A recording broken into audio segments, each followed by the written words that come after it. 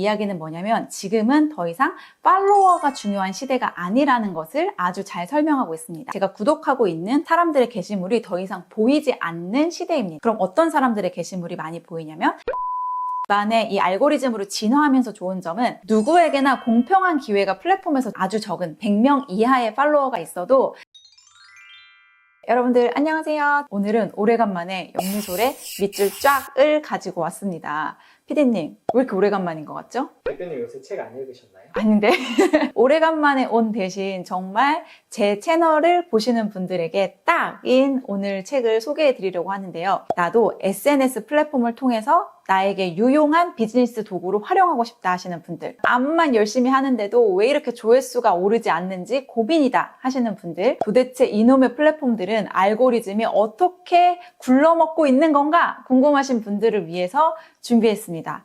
제가 항상 말씀드리는 저의 활자 스승님 중 한 분입니다. 바로 게리 바이너척의 플랫폼을 지배하는 조회수의 법칙입니다. 이번 책은 RHK에서 출판을 하게 되었는데요. 이 출판사가 어디냐 하면은 제가 두 번째 책을 출판했던 곳입니다. 제 성격을 너무나 잘 아시기 때문에 이 책이 대표님 마음에 정말 든다면 한번 소개해 주세요 하고서는 책을 전달을 받았어요. 제가 그동안 다양한 게리 바이너척 책을 통해서 제 비즈니스를 이렇게 디벨롭 시키면서 성장시켰잖아요. 이 책은 그 모든 과정에 어떤 완결편 같다는 생각이 들었어요. 연미솔의 밑줄 쫙 첫 번째 부분입니다.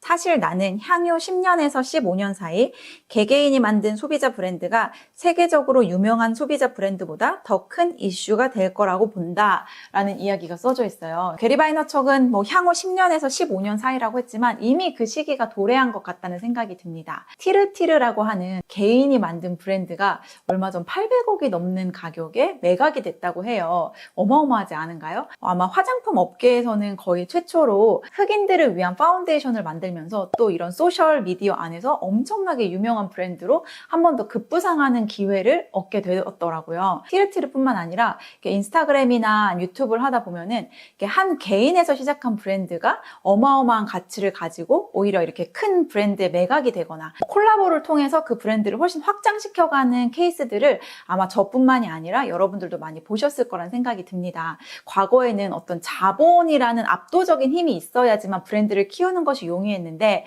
근데 지금은 어떻게 개인이 그렇게 큰 힘을 가지고 브랜드를 성장시킬 수 있나 살펴보니 그 안에는 이 SNS 플랫폼의 역할이 크다는 거죠. 저 역시도 지금까지 사업을 하면서 광고비를 쓰지 않고 내가 만든 내 트래픽 안에서 계속해서 사업을 키워올 수 있었는데요. 큰 돈이 들지 않는다는 장점이 있어요.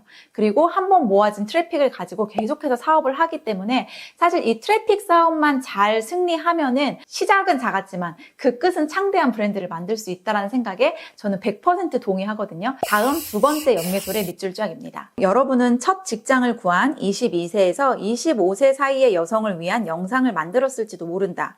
하지만 이 동영상에서 한 말이 젊은 세대에게 조언을 남기고 싶은 더 높은 연령층의 남녀에게도 공감을 샀다는 걸 댓글에서 발견할지도 모른다. 그렇다면 45세에서 50세 사이의 고소득 임원을 새로운 코호트로 설정해 여기서 말하는 코호트는 다른 말로 타겟이라고 이해해 주시면 됩니다. 새로운 코호트를 설정해 그들에게 젊었을 때의 자신에게 남기는 조언을 물어보는 콘텐츠를 제작해 볼 수도 있다라고 나와 있습니다. 근데 여기서 저는 조금 머리가 띵 했던 것 같아요. 왜냐면 저는 타겟을 고정시키고 그 고정된 타겟이 반응할 만한 콘텐츠를 계속해서 고민하는 방향으로 사업을 키워왔는데 여기서 게리 바이너척은 조금 반대의 관점에서 이야기를 하고 있더라고요. 뭐냐면 네가 타겟을 고정시키지 말고 네가 만들어낸 콘텐츠들이 다른 타겟이 반응한다면 타겟을 옮기는 것도 하나의 방법이다라는 이야기를 해주고 있습니다. 예전에 저희 채널에 이근상 대표님 나오셨을 때 했던 말 혹시 기억하시나요? 제가 이렇게 여쭤본 적이 있어요. 어떤 브랜드에서 치질 방석을 만들었는데 퐁신퐁신한 그 촉감과 그 텍스처가 이 고양이들이 엄청 좋아하면서 그 후기들이 전부 다 우리 고양이가 좋아해요. 우리 고양이가 너무 여기서 떠나질 않아요. 이런 후기들로 이제 바뀌게 하게 된 거죠. 그래서 제가 여쭤봤어요. 대표님 이럴 때에는 이 제품에 대한 타깃을 다시 조정하는 게 맞습니까? 이근상 대표님도 그 얘기를 하셨거든요. 판매자가 중요한 게 아니라 소비자의 반응도가 훨씬 중요하기 때문에 내가 어떤 목적으로 만들었든 그 제품이 시장에서 쓰이는 방향이 다르다면 그곳으로 옮기는 게 맞습니다라고 했던 이근상 대표님의 조언도 함께 떠올랐습니다. 아마 그러한 관점에서 게리 바이너척은 타겟과 컨텐츠를 설명하고 있는 게 아닌가라는 생각이 듭니다. 세 번째 연미소리 밑줄짝입니다. 게리 바이너척이 처음 유튜브를 시작했을 때의 이야기입니다. 프로그램의 1화를 촬영하기 위해 카메라 불이 켜지자 나는 불현듯 깨달았다. 유튜브에 올리는 순간 이 동영상은 평생 인터넷에 떠돌게 될 거라는 걸. 그때 나는 단지 와인만 팔고 싶지 않다는 걸 깨달았다. 사람들이 내 콘텐츠를 보면서 가치를 얻기를 바랬다. 돈에 초점을 맞추는 대신 명성을 쌓고 싶었다.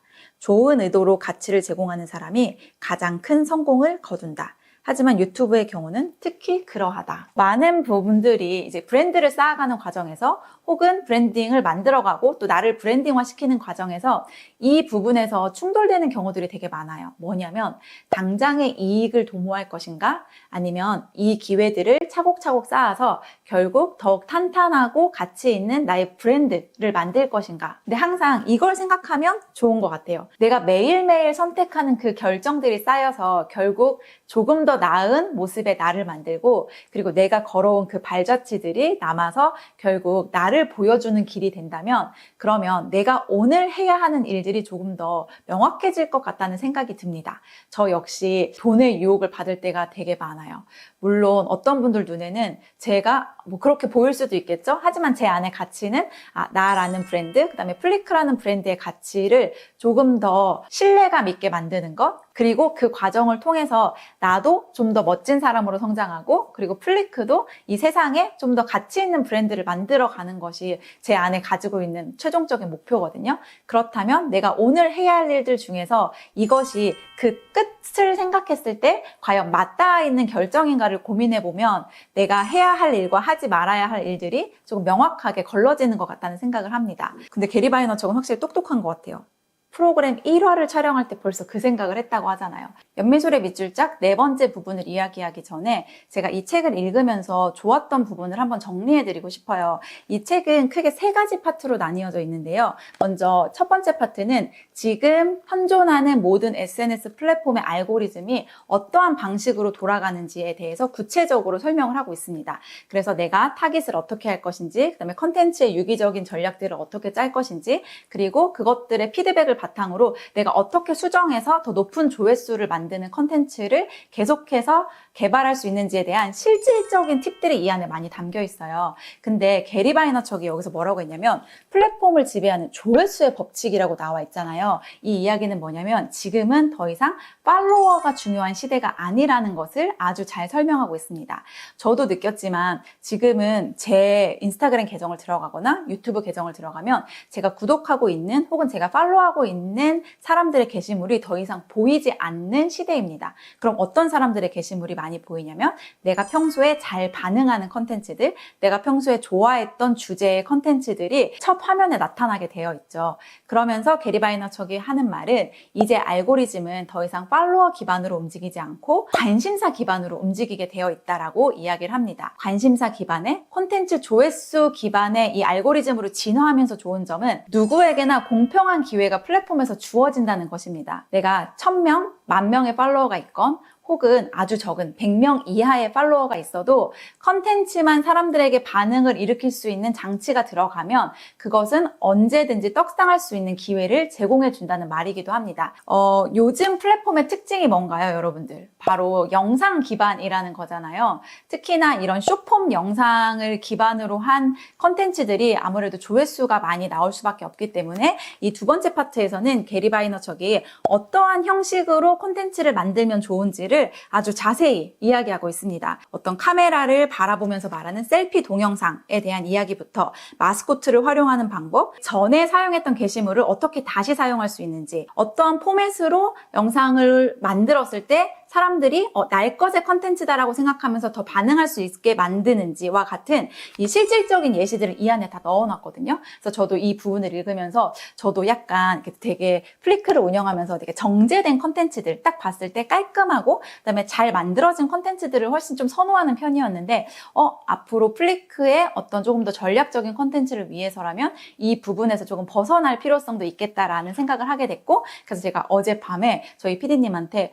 PD님 다음 콘텐츠는 이러한 방식으로 우리 한번 찍어봐요 라고 제안을 하기도 했습니다. 그러니까 저는 책은 무조건 그러한 역할을 해야 된다고 생각해요. 뭐냐면 읽고 끝나는 게 아니라 읽음으로써 내 삶에 적용할 수 있는 것들을 몇 개를 끄집어낼 수 있냐. 자, 다음은 이 책의 마지막 파트에는 실제 SNS 플랫폼을 가지고 사업하시는 분들이 게리 바이너척에게 자주 물어보는 질문들을 정리해서 질의응답으로 여기 끝부분을 정리해놨기 때문에 이 부분을 읽어보시는 것도 많은 도움이 될 것 같아요. 근데 저는 이 부분을 조금 나눠보고 싶었어요. 한 가지 컨텐츠 주제를 가지고 꽤 많은 팔로워를 모았는데 사실은 자기가 진짜 하고 싶은 이야기는 이 이야기가 아니라 다른 카테고리의 이야기라는 거죠. 이럴 경우에 나는 새로 채널을 개설해야 할지 아니면 기존의 팔로워가 모여져 있는 곳에다가 내 컨텐츠를 이제 계속 올려도 될지, 새로운 컨텐츠를 계속 올려도 될지라는 이제 질문을 해주셨어요. 게리 바이너척은 이러한 관점으로 대답을 해주더라고요. 크리에이터와 인플루언서는 자신의 행복이나 새로운 기회를 쫓다가 어렵게 구축한 팔로워를 잃을까 걱정한다. 이는 엄청난 실수다. 나 역시 그러한 경험을 했다. 내가 새로운 여정을 시작하자 수많은 와인 시청자가 나를 떠났다. 많은 이들이 나에게 대부분의 컨텐츠 크리에이터가 두려워하는 말을 했다. 난 당신의 와인 프로그램을 더 이상 보지 않을 거고 당신 아버지네 가게에서 더 이상 와인을 사지도 않을 거요. 당신이 비즈니스 컨텐츠를 만드는 게 마음에 안 들거든 이라고 말했다. 그리고 정말 그러한 일이 일어났다. 근데 게리 바이너척은 이렇게 생각하고 있습니다. 하지만 결과적으로는 현명한 선택이었다. 재정적으로나 직업적으로 현명하지 않은 선택으로 판명되었을지라도 여전히 좋은 선택이었을 것이다. 다른 이들을 위해 사는 건 언제나 안 좋은 결정이기 때문이다. 저 역시도 그 사이에서 계속해서 갈팡질팡 하면서 지금까지도 있는 것 같아요. 내 이야기를 하고 싶다고 생각하다가도 그런데 내 이야기는 조회수가 안 나오니 그러면 사람들이 반응할 만한 컨텐츠는 무엇일까라고 고민하면서 많이 찾아보기도 하고 내가 해줄 수 있는 이야기는 무엇일까라고 생각해 보기도 해요. 요즘 다시 생각한 것은 무엇이냐면 다시 나를 찾자인 것 같아요. 결국 사람들이 반응하는 것은 똑같은 이야기를 하는 사람이 아니라 그 사람만의 관점으로 그 사람만의 개성을 가지고 그 사람만의 생각을 잘 이야기할 수 있는 사람에게 반응한다는 생각이 들었거든요. 어떤 내가 하고 싶은 것을 버리지도 마시고 그리고 너무 내가 하고 싶은 것만 생각하시면서 시장성이 없는 곳에서 미련한 전략을 쓰지 않으셨으면 좋겠습니다. 최근에 되게 좋은 말 들었어요. 사업가는 정답을 가지고 그 정답을 실행하는 사람이 아니라 그 정답이 무엇인지를 꾸준히 찾아가면서 포기하지 않는 사람이라는 이야기를 들었거든요. 지금 아마 우리 모두가 그 과정 안에 있을 텐데 주체성을 가지고 이 조회수를 도구로 삼아 잘 성장하실 수 있는 여러분들이 되셨으면 좋겠습니다. 네, 게리 바이너척 스승님, 이번 책도 너무 감사하고요. 안 그래도 팬인데 우리 또 선생님의 책을 제가 소개할 수 있는 기회를 준 우리 RHK 출판사에게도 감사의 인사를 드립니다. 자, 오늘 영상은 이쯤에서 끝내도록 할게요. 안녕!